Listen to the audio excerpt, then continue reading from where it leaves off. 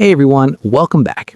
If you're looking to build Python graphical interfaces on Windows 11, Tkinter is your best friend. Today, I'm going to show you exactly how to make sure it's installed and running perfectly right inside Visual Studio Code. Let's get right to it. First, a quick pro tip.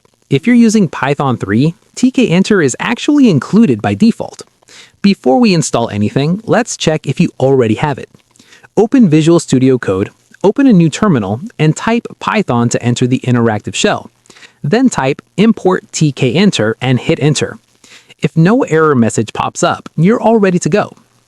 If you did get an error, the cleanest way to fix this on Windows 11 is to update your Python installation.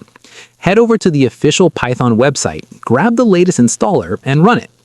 When the setup window opens, choose to modify your installation and make absolutely sure the box next to TCL/TK and IDLE is checked. Finish the setup and the library will be properly linked. If you prefer managing your packages strictly through the command line to ensure all bindings are present, you can easily use pip. Open your VS Code terminal and simply type pip /install /tk and hit enter.